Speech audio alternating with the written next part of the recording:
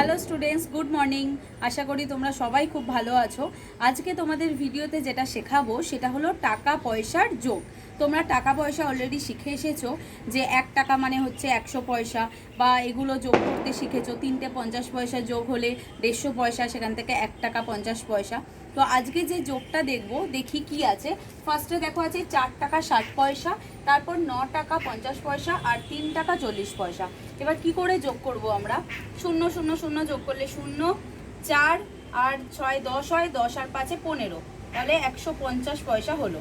আর এদিকে হচ্ছে 9 আর 4 10 11 12 13, 13 আর 3 16, তাহলে 16 টাকা 150 পয়সা। এবার আমরা জানি 150 পয়সা মানে কত, মানে যেহেতু 100 পয়সা সমান সমান 1 টাকা, তাই জন্য এটা হয়ে যাবে 16-র সাথে প্লাস 1, 17 টাকা হয়ে যাবে আর 50 পয়সা হয়ে যাবে। কারণ 150 মানে হচ্ছে 100 প্লাস 50, তো এই 100 পয়সাটা এখানে এসে একটা যোগ হয়ে গেল, 1 টাকা হিসাবে যোগ হয়ে গেল 16-র সাথে। তাহলে এটার উত্তর হলো 17 টাকা 50 পয়সা। বোঝা গেল? পরেরটা দেখি।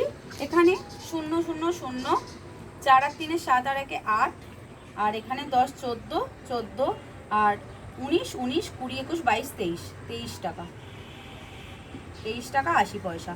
এটা এবার দেখো তোমরা, 80 পয়সা আছে, 80 পয়সা তো 100 পয়সার থেকে কম, তাই এটা কিন্তু 1 টাকা হিসাবে যোগ হবে না 23-এর সাথে।